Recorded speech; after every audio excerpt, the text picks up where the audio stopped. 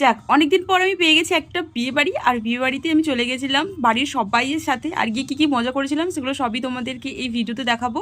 সাথে দেখাবো কী খাওয়া দাওয়া করেছিলাম বিয়ে বাড়িতে। একদম বাড়ির কাছেই ছিল হলটা, আর ওই দিন হলটা খুব সুন্দরভাবে ডেকোরেশনও করা হয়েছিল। এই সব দেখতে দেখতেই আমরা চলে গেছিলাম বিয়ে বাড়ির ভেতরে। আর বিয়ে বাড়ির ভেতরে গিয়ে দেখেছিলাম সুন্দর রাধাকৃষ্ণের মূর্তি, যেটা দেখে একদম মনটা ভরে গেছিল।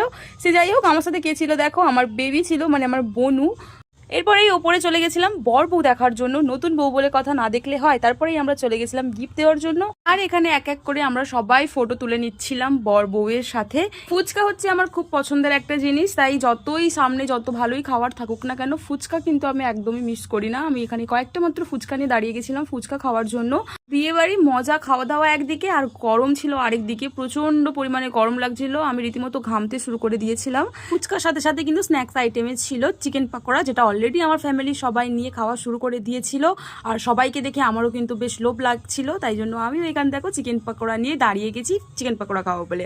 এখানে তো আমরা আড্ডা মারছিলামই, আড্ডা মারতে মারতে খাচ্ছিলামই। তার মধ্যেই কিন্তু ওখানে মেন কোর্সের জন্য ডাক পড়ে গেছিলো। আমরা কিন্তু অনেকটা লেট করে বিয়ে বাড়িতে গেছিলাম, প্রায় 9টা নাগাদ। তাই প্রায় শেষের পথে ছিল খাওয়া দাওয়ার পর্ব, তাই আমরাও গিয়ে বসে গেছিলাম। আর এত কিছু খাওয়ার পর না একদমই ডিনার আমি করতেই পারিনি।